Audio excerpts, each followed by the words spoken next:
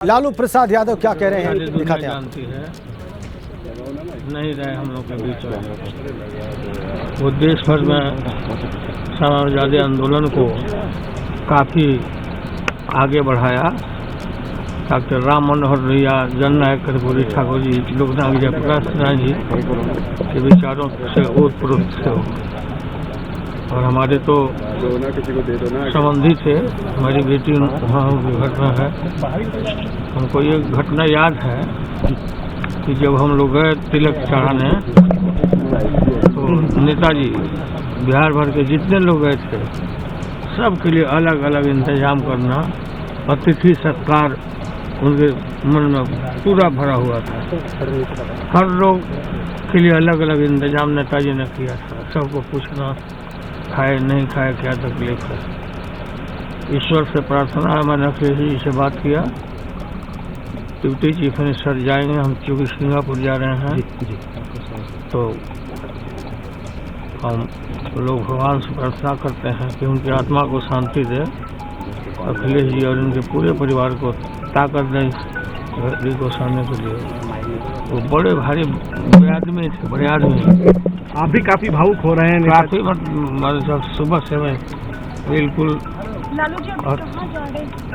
जा रहा हूँ। हम लोग का कॉन्फ्रेंस था, वहाँ कंडोलेंस तुरंत करके खत्म कर। आप अपना स्वास्थ्य का ध्यान रखें और फिलहाल ठीक है।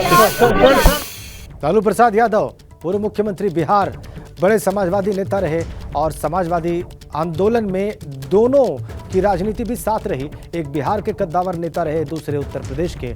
मुलायम सिंह यादव के निधन पर जो उनके शब्द थे अभी अभी आपने लाइव देखे। उन्होंने कहा कि बड़े आदमी थे और एक व्यक्तिगत समारोह का उन्होंने जिक्र किया जिसमें वो पहुंचे थे और कैसे उनका ख्याल रखा गया। जो तिलक चढ़ाने पहुंचे थे लालू प्रसाद यादव के साथ लोग व्यक्तिगत रूप से, और इसके अलावा भी जो जिस तरीके से याद किया लालू प्रसाद यादव ने वो आपने देखा। और बताया कि तेजस्वी यादव जाएंगे उनको अंतिम नमन करने के लिए, उनको पुष्पांजलि श्रद्धांजलि अर्पित करने के लिए। अविनाश तिवारी उस एम्बुलेंस के और उस काफिले के साथ चल रहे हैं जिसे अभी आप देख रहे थे लाइव। एक बार फिर से अविनाश के पास चलेंगे, अविनाश से जानेंगे कि वो कहाँ तक पहुँचे हैं, ये काफिला कहाँ तक पहुँचा है अविनाश, और कितना वक्त और लगेगा दिल्ली के अशोक रोड स्थित उनके आवास पर पहुँचने में। देखिए राजेंद्र, तकरीबन 30 मिनट का वक्त बताया जा रहा है कि यहाँ से लग जाएगा, क्योंकि ट्रैफिक काफ़ी स्लो है। मैं आपको एक बार तस्वीरें भी दिखा देना चाहता हूँ ट्रैफिक की, क्योंकि दिल्ली में बरसात हुई है और बरसात होने के बाद आज सोमवार का दिन है और पहला दिन है सप्ताह का, तो ट्रैफिक अमूमन दिल्ली में ज़्यादा होता है। खासतौर से जिस रूट पे ये पूरा पड़ता है मार्ग, जो ये पूरा मार्ग पूरा जो है जाम से युक्त रहता है। खासतौर से धौला कुआं का जो एरिया है वो पूरी तरीके से जाम के युक्त रहता है। हम लोग अगर बात करें तो हरियाणा की सीमा से निकल के दिल्ली की सीमा में प्रवेश कर चुके हैं और ट्रैफिक काफ़ी ज़्यादा स्लो है, चूँकि हज़ारों की संख्या में गाड़ियाँ गुजर रही है। और उसमें भी अगर बात तो अखिलेश यादव जिस तरीके से आगे चल रहे हैं और कई सारी गाड़ियां उनके समर्थक की भी पीछे चल रही है, तो यही कारण है कि पूरी तरीके से यहां पे ट्रैफिक अभी जाम है। और देखिए तमाम सारे जो कार्यकर्ता समाजवादी पार्टी के वो भी सड़क के किनारे खड़े हुए दिख रहे हैं, क्योंकि उनको पता है किसी मार्ग से गुजरता हुआ काफिला जा रहा है मुलायम सिंह यादव के पार्थिव देह को लेकर एम्बुलेंस। तो यही कारण है कि कई कार्यकर्ता यहाँ पे खड़े हुए। पुलिस भी यहाँ पे देखिए लगातार पूरे रोड को खाली करा रही है कि जिससे कि कोई जाम न हो। चुकी आगे अगर बात करें तो पार्थिव देह चल रहा है मुलायम सिंह यादव का, तो पीछे गृह मंत्री अमित शाह का भी काफिला आ रहा है, क्योंकि गृह मंत्री अमित शाह ने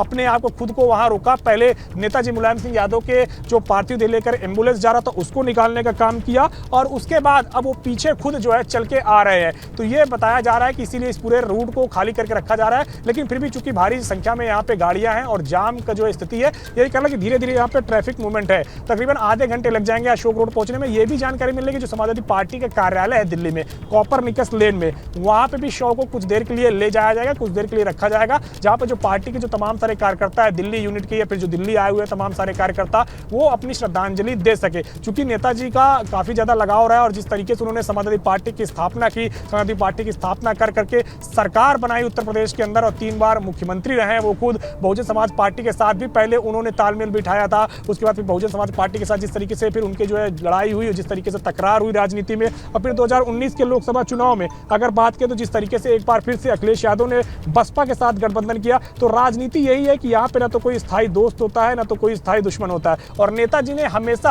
अपने से ज्यादा जो विरोधी खेमे के नेता रहे, जो विपक्षी खेमे के नेता रहे, उनके लिए कहीं ना कहीं हमेशा साथ दिया है और उनको जो है कहीं ना कहीं आगे बढ़ाने का काम किया है। और उनमें सबसे बड़ा नाम आज अगर कोई है तो कानून राज्य मंत्री एसपी सिंह बघेल ही है, कि जिनको राजनीति में लाने का, सांसद बनाने का और तमाम तरीके से उनके सफर को आगे बढ़ाने में नेताजी का काफी बड़ा योगदान रहा है। और भी कई सारे ऐसे बड़े नेता रहे हैं जिनके लिए वो हमेशा खड़े रहे हैं और जिनको अगर किसी भी चीज की जरूरत पड़ी है तो उसके लिए हमेशा वो तत्पर दिखे हैं। खासतौर से अगर बात करें तो जैसा कि मैं जिक्र भी कर रहा था कि 2008 में अगर यूपीए सरकार केंद्र में बची थी तो उस वक्त समाजवादी पार्टी और मुलायम सिंह की भूमिका काफी महत्वपूर्ण थी। भारत और अमेरिका के बीच में अगर परमाणु डील होने में कहीं ना कहीं कामयाबी मिली है तो उसमें समाजवादी पार्टी की भी भूमिका उस समय काफी महत्वपूर्ण।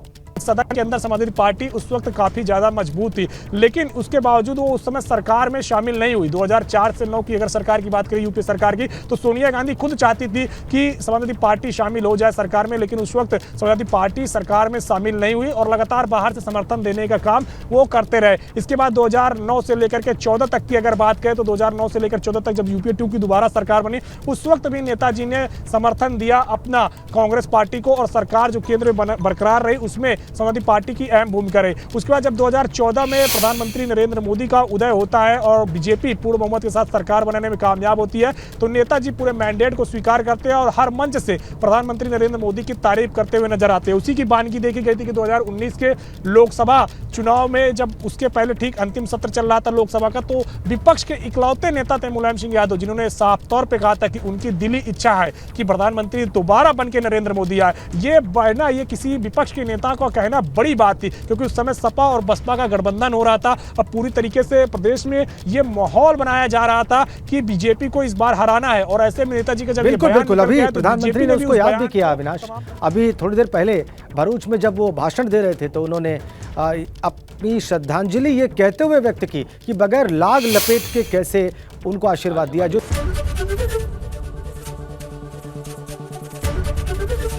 एबीपी गंगा, खबर आपकी, जुबान आपकी।